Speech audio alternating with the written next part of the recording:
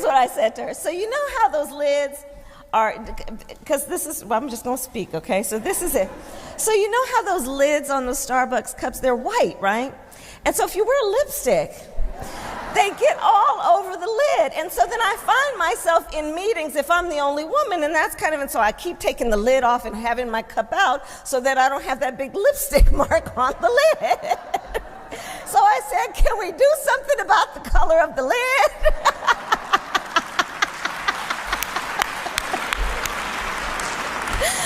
So that was that conversation.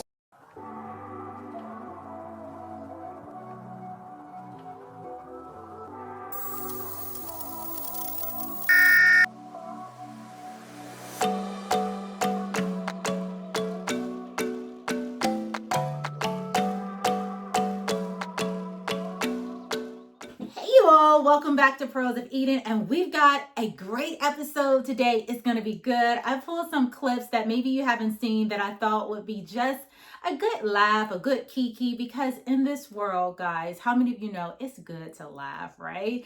And so we're just going to have a good laugh. I'm going to introduce you all to, if you don't know them, to these two impersonators.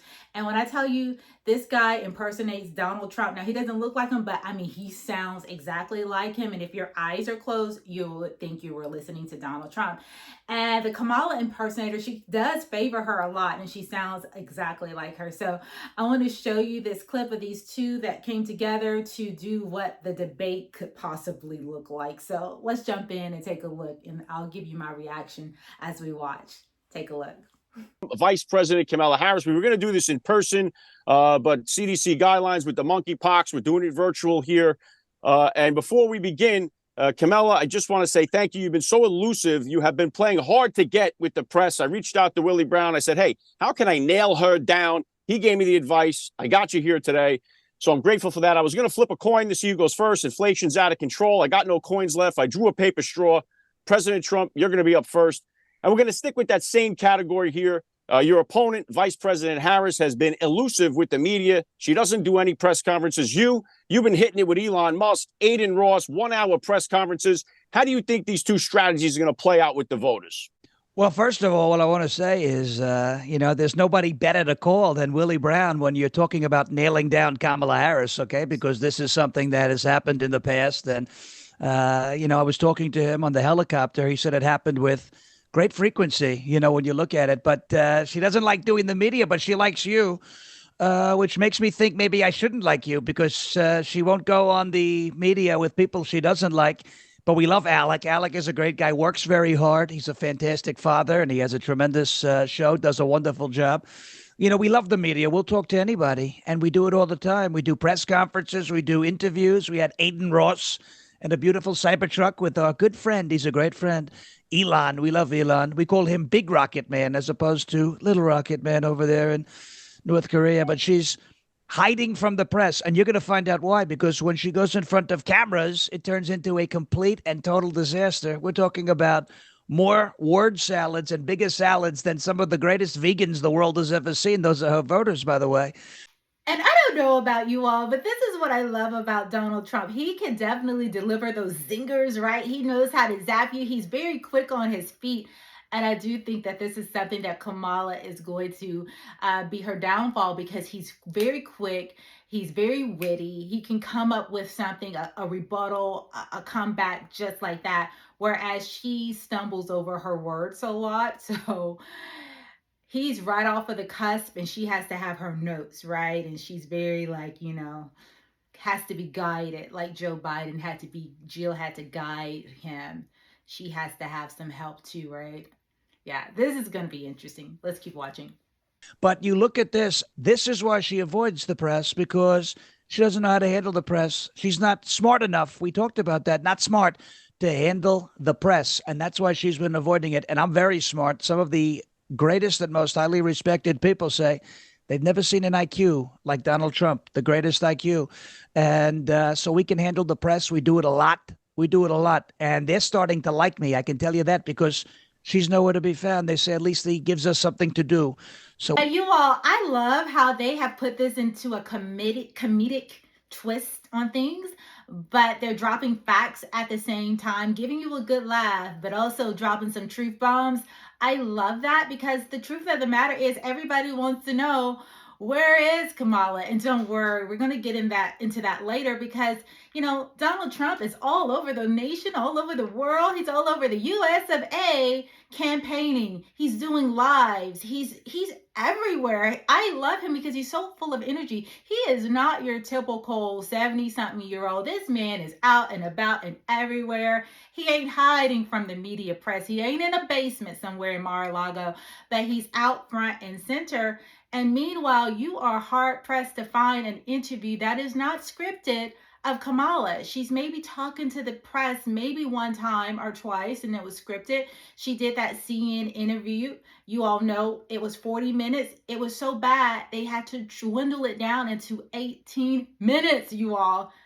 This is ludicrous, but I'm telling you, it makes good entertainment. It makes good entertainment, but kind of scary because you got people with blinders on, but Lord, glory be to God, the blinders are coming off and the spell is being broken and people can see exactly who she is. Praise the Lord. Let's keep watching. We love the press. She hates the press. And we have a love-hate relationship with the press, but we will do conferences with the press all the time because we're not afraid, unlike her, believe me. Dan, well said, former President Trump. Madam President, you just even were splashed on the cover of Time magazine, refused to give them the interview. So what is the rope-a-dope you're playing with the press here? What's the strategy? Explain this to the voters. Let me be very clear, all right? First of all, the only reason I even took this interview is because Willie was texting me something about getting nailed. He meant nailing the interview. I made a mistake, but, I'm here and I'm not afraid. I'm not afraid. The voters have to understand that, times are hard and, we've been really busy with Bidenomics. I can't do, I'm running a country right now. A lot of people don't understand this, but Joe, he's tapped out. We can't keep zapping him, right? So, I have a lot going on. I'm in the middle of running a country, changing diapers, and Donald Trump, he's not going to win. So I'm not worried about interviews and, press conferences. I don't feel like I need to do any of that. Trump he was always illegitimate, everything that he put into play, we undid it and then we did it again and took credit for it. So none of that even matters. All right. I just want you to understand that I'm not hiding. I'm right here, Don, and I'm waiting for you. Well said, Madam Vice President. Again, I just want to make this, quick announcement there, too, that I did vote for President Trump in 16, 20, and 24. I will be voting for him again, but I am completely non-biased in his interview. I got to give round one to President Trump. That was a banger answer. Kamala, hopefully you'll improve as we go along here. But let's move on to the second category here. What a great person, by the way. You see that? He's a great guy. We love this Alec. He's a great guy. Okay, you see that? Just trying to be fair. That's all here. He's fantastic. All right, so now we're going to move on to, there's been a lot of chatter online here about your vice president picks. We got J.D. Vance. They accuse him of sleeping with his couch. Tim Walz, they accuse him of drinking horse semen, stolen valor, the whole bit. So how can you guys assure the public that your pick for vice president will be able to step in as commander-in-chief provided they're called to action?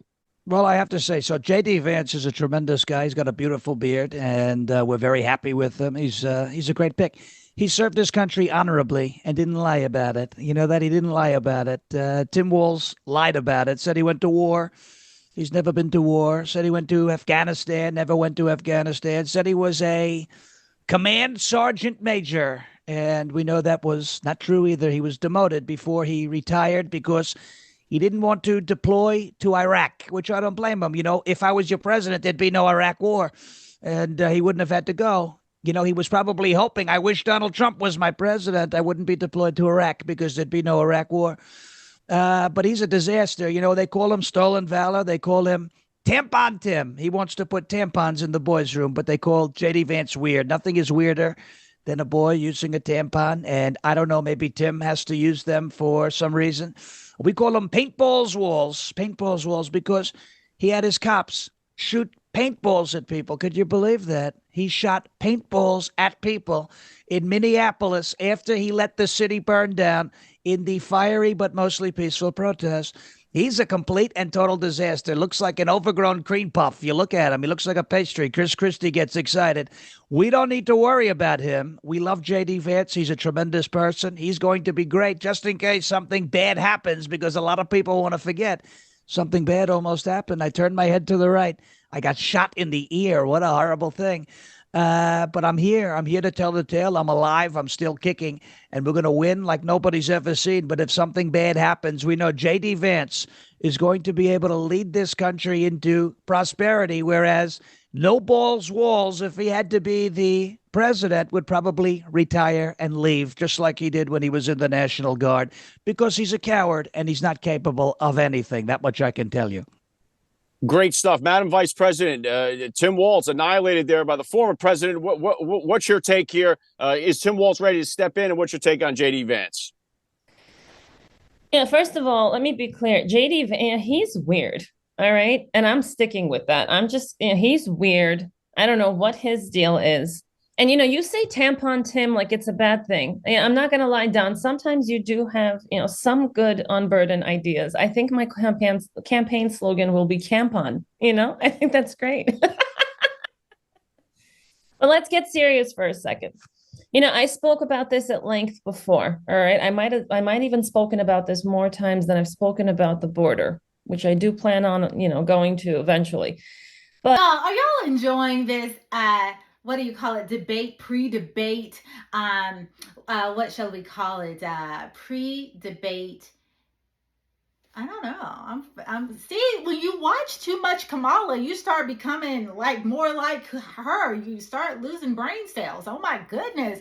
This is why it's important who you hang around and who are your closest allies and friends, because you become like the people you watch and the people you spend time with, right? Oh my goodness, Candace Owens, where are you? I am word salading. But this interview debate right here, what you're seeing is great. It's great for the pre-debate so that we can be unburdened by the burdens that are to come for what is for today, if tomorrow, if it's not today. Let's get back into the interview before I lose some more cells.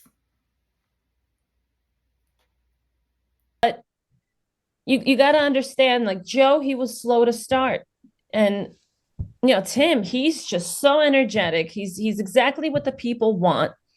When it comes to, stolen valor, I mean, valor is valor. And your definition of what war is might be different to somebody else's definition. That's why you're dangerous to democracy. You're dangerous. We try to redefine all definitions to make the world a better place, right?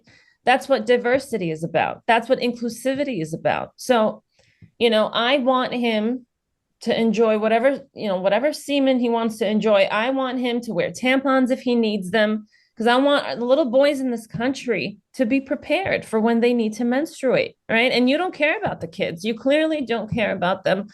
My administration is filled with people who care about the children, all right? I don't really care about the ones at the border, but that's a different story. It's another question, Alex. So, Don, I'm going to tell you, you say tampon Tim like it's a bad thing. JD is a weirdo. All right. And, he married that Indian woman to spite me. Don't think I don't see what you're both up to. Right.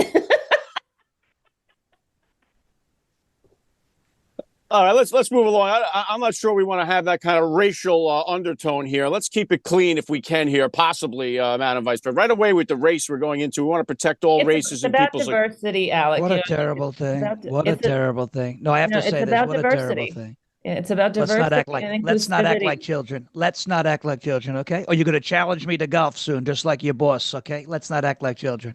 I'll see you on that football field any day for golf. All right.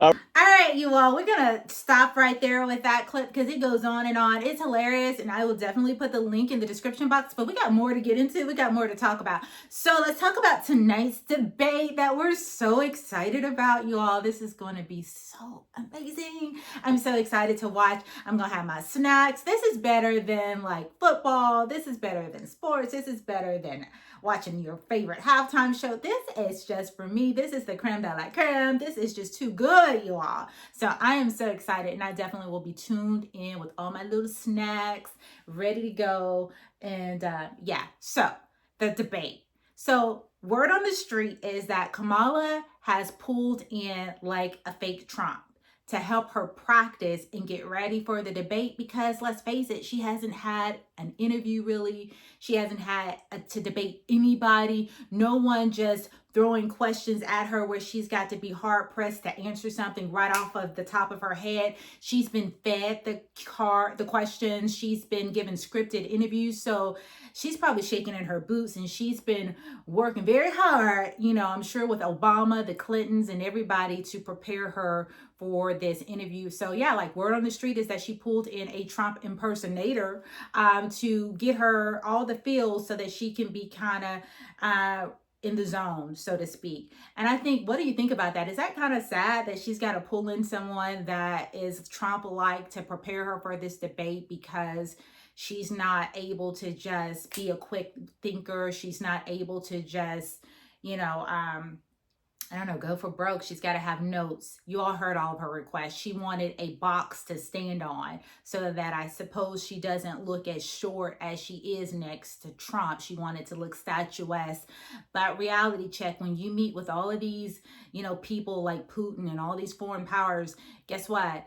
They're going to see you as is, right? You're not going to get a box. You're not going to get a lift to stand on, right? So those requests were just, you know, silly in my opinion. But you all, I want to give you some let's just jump into this interview clip that I found, and then we'll talk about it a little bit more. Okay, all right.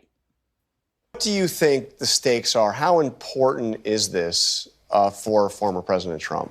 Well, I think it's actually more important for Vice President Harris, somebody who doesn't speak to the media, doesn't take questions. Right. In fact, at the end of this interview, John, I will have done more interviews during this election cycle than she has since becoming the Democrat nominee for president. And listen, you all, I did not detect one lie, not one lie. Truth be told, we can count the number of times in her whole presidency, being vice president under Joe Biden, his companion and his partner in crime, we can count the number of times she's done interviews. So yeah, truth.com, drop them, girl, drop the truth bombs. Important for Vice President Harris, somebody who doesn't speak to the media, doesn't take questions. In fact, at the end of this interview, John, I will have done more interviews during this election cycle than she has since becoming the Democrat nominee for president. It is absurd that she does not take questions from the press, from the American people. And so I think this is actually a much more important night for her, because it's so rare that we hear from her, that we hear her take questions, or that we know anything that she actually stands for. Okay, y'all, that was a very true statement that she made. This is the most important night for her, truly, because we don't know her policies. You go to her website, there is not one policy listed, at least when I last checked, you all. But if you go to Donald Trump, he has Agenda 47. He has all his policies, all his plans. He even put some promises and declarations to the American people. It is a stark contrast. So yes, this is the night for her to show up and tell us, what is your vision, Kamala? The people want to know, because meanwhile, while you're over there hiding literally from the press and from the people, and you're only doing things that are scripted and feed it to you, and make no mistake about it, the only reason why she's doing this debate is because it's ABC, right? She wouldn't dare come up on Fox, all right, because she wants softball questions. But tonight I decree and declare she will not get softball questions, and the tables are about to turn. It's about to shift. We are going to see exactly who she is, you all. The people want to know, what is your plan, Kamala? And we don't want word salad. We want to know clearly and concisely, what do you plan to do for the American people, and how are you going to change this mess, this mess that we've, found ourselves in? And they like to blame Trump, but listen, you've been in the office for the last 3.5 years. Over a decade, we've had Obamas. We've had the Kamalas and Bidens. We had 4 years with Trump, and boy, what a difference it made. But the travesty of all of this mess, it truly lies on you all's shoulders. So yeah, the American people want to know, what do you plan to do to fix and get us out of this mess that you created? Now that's facts. Out what to do in this election. And they haven't heard from her in New Hampshire, but the President Trump, for all the interviews that he's done, he's willing to take questions. Hey, for those of you who don't know, this is Ian Sams. This is Kamala Harris's White House strategist. And you got to know he's working overtime trying to correct a lot of her word salads and mess. But it's so obvious that there's really nothing he can say when this interviewer, when she says, where has Kamala been? What is she doing? How is she going to answer up for her absence? You know, he just sits there and pretends as though we don't see what we see. We don't hear what we hear. But that is his job, y'all. You do recognize that is his job, so kudos to him. But the reality and the truth of it is, Harris has been hiding. And everything that she's projected on Trump to say, oh, he's scared to debate me. Oh, he's hiding at Mar-a-Lago. Yeah, she said that, you all. She's the one that's been hiding. But the gig is up. And tonight, the American people are going to see who is truly behind Kamala Harris. Everything. Is it a risk to put all your chips on one debate when she hasn't really been able to do any sort of Q&A with anybody except for in debate prep? Well, I reject that. She sat down with Dana Bash for a long interview on CNN that aired one just interview a week in ago. 47 days. Hold up. Stop the press. Did this man just say that Kamala Harris did a long interview for CNN? Y'all, you cannot make it up. Look at the lies being exposed. You mean that 18-minute interview that we talked about earlier, that was a 40-minute interview, but it was so horrific, according to word on the street, that they had to shrivel it down, wither it down to a whole whopping 18 minutes and with commercials.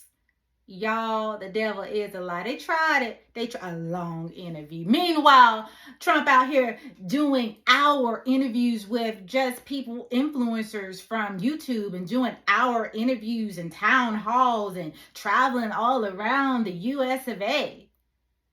I mean, every time you look up, the man is somewhere talking, giving a speech at restaurants, at the pubs, at the bodegas, I mean, at the Chick-fil-A's. He everywhere talking to the people. Meanwhile, we are hard-pressed to find any communication of Kamala talking to we the people, or the press for that matter. The press is fed up with her at this point. They have switched on her, and it's only going to get better for our favor. Let's keep watching. No, I know you guys are just now paying attention to her now that she's the presidential candidate, but she's done about 90 interviews this year as the vice president. And paying attention or listening, she's taken questions from reporters on the campaign trail so far. It's the bold-faced lies, like we can't Google, like we can't go YouTubing, like we can't go deep sea diving for truth in these days of the information age where knowledge abounds. It's the lies for me. 90 interviews. Sam Elin, what's his name? Ian Sam, Word Salad Smith. This campaign, people who are covering her every single day. She's going to do more interviews and talk to the press more and take more questions. Of course, she's going to do that over the course of this campaign. But I think that she's going to explain to the country on Tuesday night what the difference in this election is and the choice between President Trump and her, and who has the right vision for the future. Are we ready? Are we going to keep doing what Donald Trump's been doing for the last decade?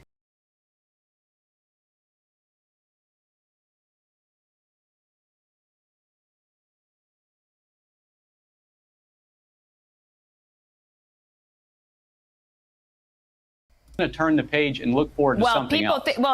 But Ian, first of all, she hadn't done a lot of interviews, and debate prep's going well. Yelling that to the pool is not just taking questions from the press. This year. But here's the last thing, which is going well. Yelling that to the pool is not just taking questions from the press. This year. But here's the last thing, which is do the Americans not wants to be the commander in chief.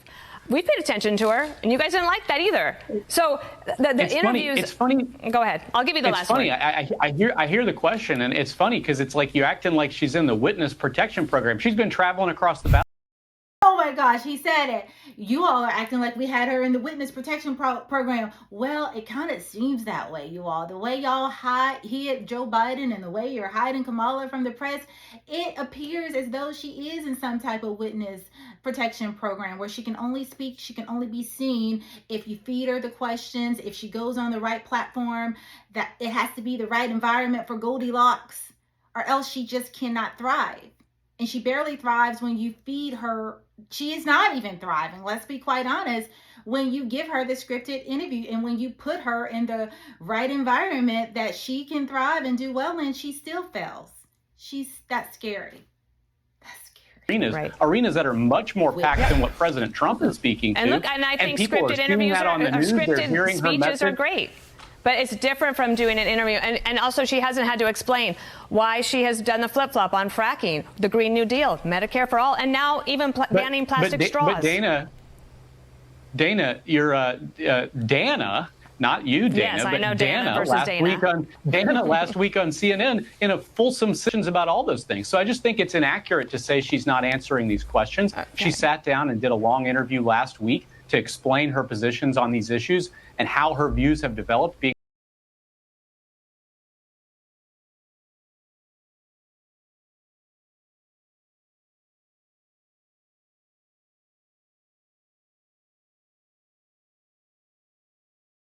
All right, guys, we got to go on to the next part of this segment, okay? Hide your pets, hide your cats, hide your dogs, because apparently, y'all, these Haitians out here eating these ducks and these cats for dinner. You heard me right. Let's hear what Kamala Harris has to say about the borders, and particularly with the Haitians, because this is the current news, you all, in Springville, Ohio. People have some concerns, and I'm going to let you hear it out of the horse's mouth. All right? All right. Let's get to it. Also, starting with our administration, we gave TPS, temporary protected status, to Haitian migrants, 55,000. And then more recently, we extended temporary protected status to over 100,000 Haitian migrants for that very reason, that they need support, they need protection. What did you do? Why'd you kill the cat? Smile for me. Smile with your teeth. Go like this. Did you eat that cat?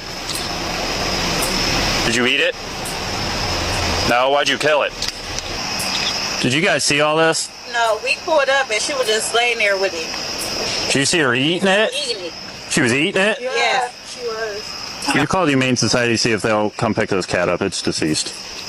I think it's like kind of odd that like a guy like me has to come out from doing what I do on a daily basis to have fun, because I see what's going on in these streets, and I see you guys just sitting up there in them comfy chairs and suits, and I'm getting out here every day and I'm broadcasting this, and you guys are just sitting up there in suits or something. Like I really challenge you guys to get out here and do something. These Haitians are running into trash cans, they're running into buildings, they're running into they flipping cars in the middle of the street. I don't know how, like, y'all can be comfortable with this. Like, I don't know, like, who's getting paid from it. I honestly feel like someone's getting paid from it in the background. You got a bunch of people on a bus getting dropped off at a gas station to come down here. I know a single mom that FaceTimed me this morning at the welfare office that really need something. And it's nothing but immigrants over there. And I don't even want to, seem like I'm coming down on the immigrants, because it's the people that's bringing them down here, because wherever they're at, that's what they're used to, bro. They're in the park grabbing up ducks by their neck and cutting their head off and walking off with them and eating them. Like, y'all get the Highway State Patrol down here every week, and then y'all get like a task force for the Highway State Patrol, and they look for guns and they look for dope and this and that and the fourth. That same people that y'all got riding up and down Limestone doing U-turns, pulling people over for blinkers and pulling people over for going left to center and a couple miles over. Y'all can take them same people, the Highway State Patrol, and you can take them in every single one of their silver Chargers and Dodge Durangos, and y'all can take them to Sunset and y'all can park them right over there, and y'all can teach people how to drive. Since the Highway State Patrol knows so much about traffic laws and know what to do in traffic, they need to.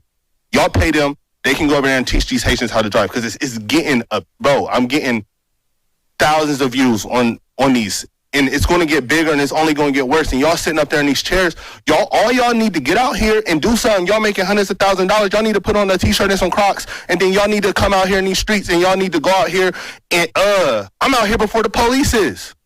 Like, y'all need to do something, bro. Y'all really got to stand on business. Y'all getting paid all this money just to wear a suit and sit in a chair. I think it's crazy, bro. We got to do something, bro. It's kids out here getting hurt. Like, only reason I even went on here and said something about it is because somebody told me they walking from the school and a Haitian almost ran into them. And who is getting paid? Like, how much money is y'all really getting paid, like, to bring them over here? Like, I know it's deeper than them. I know that's where they come from, and that's what they do. That's their country. I don't know what they got going on over there, but they can't do that over here. And if y'all just getting paid from it and then y'all ain't doing nothing about it, I think that's super weird, bro. Y'all got to stand on business. Y'all got to really, like, step up. Like, it's lame, bro. Like, for real. Thank you for your comments.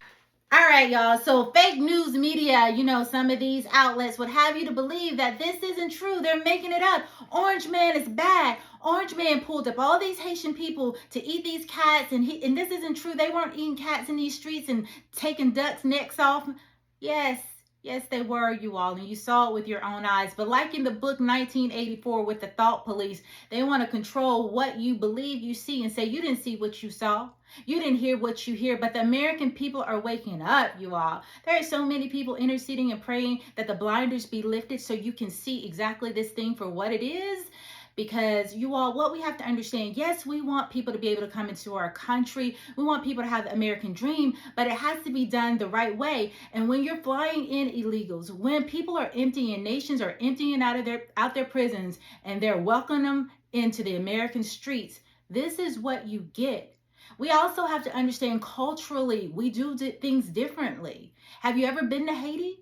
A lot of people speak about things that they don't understand because they've not traveled to some of these third world nations and they don't understand.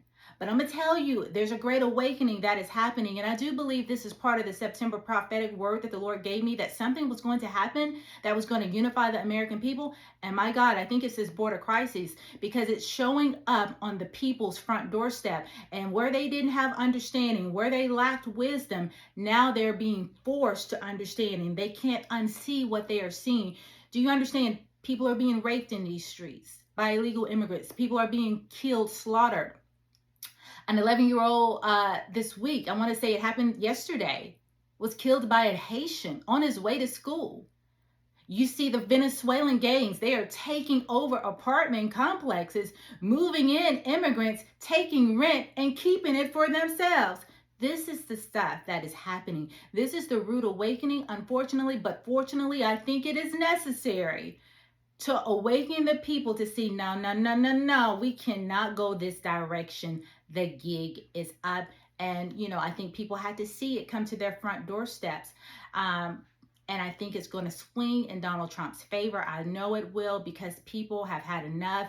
People are awakening and they're like, I didn't sign up for all of this. Absolutely not. Let's keep watching.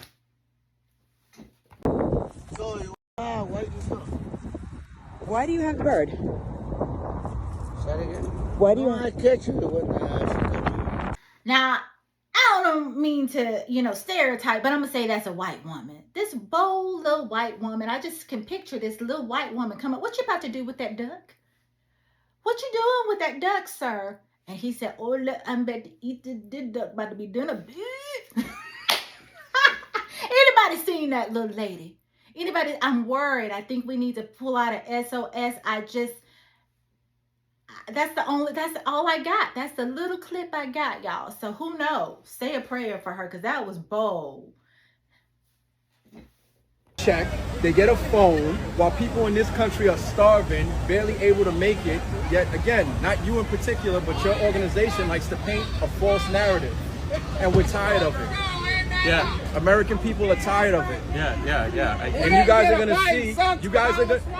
That's right. You guys are gonna see in 2024 when there's a red wave and there's a landslide, what's gonna happen. And if you guys try it again with what happened with the last election, with the cheating and the changing the votes at 3 o'clock in the morning, and the what was it? The suitcases coming in, people running votes through the machines more than once. We're tired of it. We're done. We're voting for Trump. We're gonna be voting red all the way down ticket. We're gonna get Mayor Adams out of here. We're gonna get AOC out of here. It's over. We're tired. That's it. And just so you all can understand, yes, there are a lot of Latinos for Trump, okay, including my father-in-law. He is a Trump supporter, okay? So this notion that Latinos are not voting for Trump and they're on the Kamala train is a lie from hell. There are so many Latinos, yes, honey, Dominicans, Puerto Ricans, okay, that are voting. Mexicans, dare I say. Yes, baby, Mexicans for Trump, but they don't want you to see that. But there are a lot of Latinos who they came over here legally. They did everything the right way. They are proud American citizens. And they're like, you know what? You think you just going to come on over here and we had to jump through all these hoops? No, sir.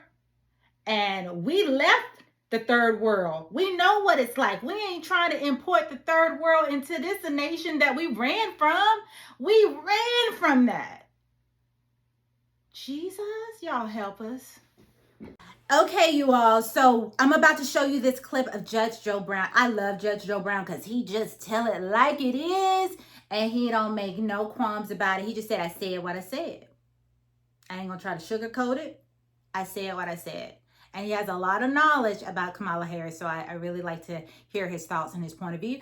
And then I'm going to show you a clip of Melania because, y'all, she's about to release this book. And, honey, I think she just might be the October surprise that nobody expected. But let's hear from Judge Joe Brown, and then we'll get into that. All right. She be? She's a fascist. You can see strength through joy. 90 years ago, last month, in Nazi Germany, they came up with a program, Strength Through Joy, and it was exactly the same as the one she's proposing. 90 years ago, same year, they came up with a bureau to suppress misinformation. Waltz and Harris have been pushing that. 90 years ago, we recognize this too. We've had thousands of brave transgender troops, decorated warriors who serve this country in uniform. When Donald Trump was commander-in-chief, he belittled them and he banned them from service. Thankfully, President Biden and Vice President Harris rescinded that stupid, bigoted policy. Very interesting. I just threw that little clip in for a bonus so you can hear how Tim Walz feels about President Trump and the military and all of his views and things like that. That was just a bonus, all right? And I'm not going to say anything because I think that clip spoke volumes. It was just, you know, it said a lot. He said a lot right there. All right, so we're going to end today's episode with the great Melania Trump. I love Melania. She is not seen a lot, but I believe that she is a force to be reckoned with, like a hidden well. You know, she has grown into this beautiful, eloquent, graceful, statuesque woman. And I want to see her in the White House. And I'm tired of seeing folks like Biden and Gio. They just boring and they are eyesore and say what you want. But Melania is gorgeous and she's eloquent and she has grown into a really graceful woman. Yes, I said it. I said what I said. And she's got a book coming out, Melania, and I will be pre-ordering it where she's going to tell her story.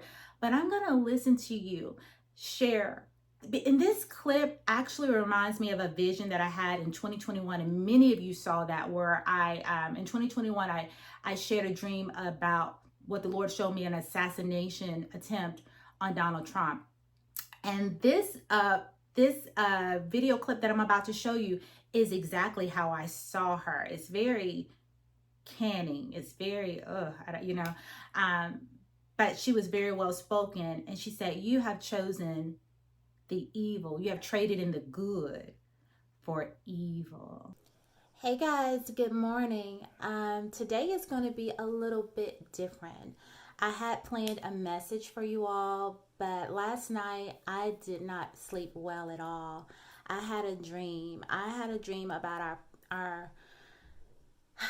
dream about President Donald Trump. And the dream started off with me seeing Melania to the best that I remember. I saw Melania and she was giving what seemed like a press conference. And Melania was just saying that you have traded the good for Satan.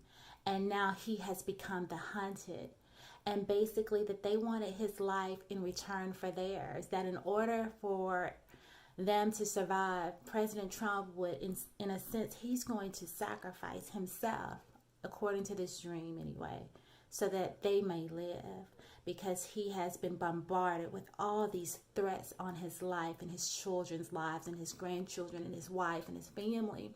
So he says, I will be the sacrifice. I will go, and he won't return, according to the dream. And so she's just very stoic in this dream, and she's just like, you have traded the good for Satan. And then so my dream goes to the Capitol. I had not planned to show you all that clip, but I felt very led by the Spirit to do so. That dream, I feel like it has many interpretations. And one thing I can say is when Donald Trump, if God allows it, if he is in the White House, it's not over, y'all. We will have to pray for his life more than ever. And I don't want to dwell too much into that word because it's not time for me to release it yet.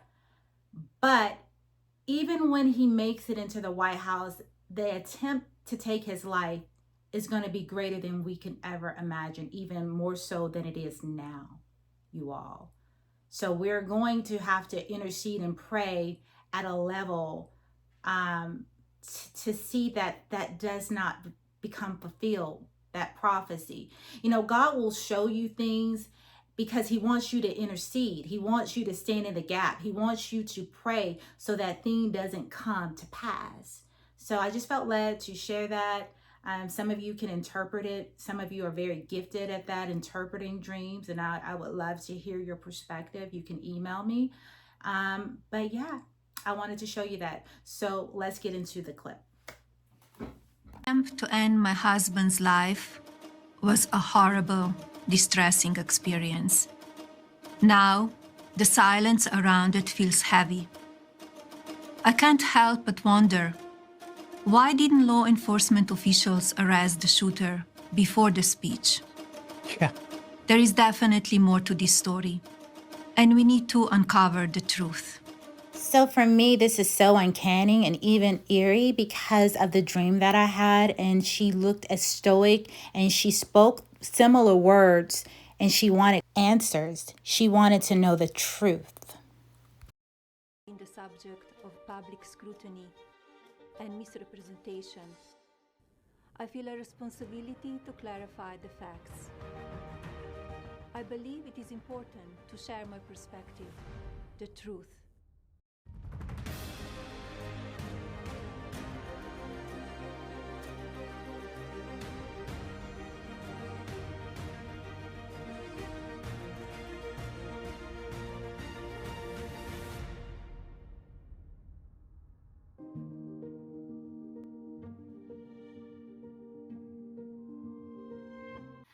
So you all, this next clip is of Donald Trump, and he actually shares some insight on how this affects his family, because we often fail to remember that he's not only a husband, he's a father, he's a grandfather, he is so many things to so many people, and it's very interesting. We know how it can affect him, but how does it affect his family? Let's hear it from Donald Trump. So that could happen. I don't know that the public would stand it. You know, I'm not sure the public would stand for it. With a, if they tried house arrest or I think it would be tough for the public to take. You know, at a certain point, there's a breaking point. people ask you, why do you do this? How can you do this? I mean, not to mention the rally after rally, the energy. But maybe the question isn't how do you do this, over and over. But how does your family do this? All the obstacles, these are things you care about. Your ambitions for the country. What about everybody around you? So I think in many ways it's tougher on them than it is on me. They're good people, all of them, everyone. I have a wonderful wife who has to listen to this stuff all the time. They do that for this reason. They do that, all these salacious names that they put in of these people. And I'm not even allowed to defend myself because of a gag order. Think of it. But they put this stuff in to create havoc. These are bad people. I know everything they're doing. I know every move they make. I get it. But a lot of people don't. But it's tougher. I think it's probably, in many ways, it's tougher on my family than it is on me. How's Melania doing? She's fine, but I think it's very hard for her. I mean, she's fine. But it's, she has to read all this. So I'm going to let Melania Trump close us out in prayer because I believe Melania Trump, she's going to be the October surprise that nobody saw coming. Take a listen.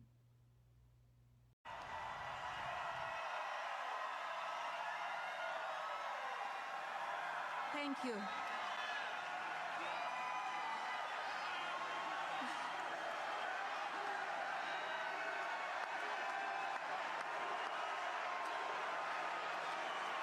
Thank you. Let us pray. Our Father, who art in heaven, hallowed be thy name.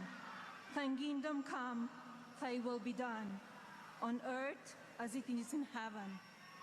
Give us this day our daily bread, and forgive us our trespasses, as we forgive those who trespass against us. And lead us not into temptation, but deliver us from evil.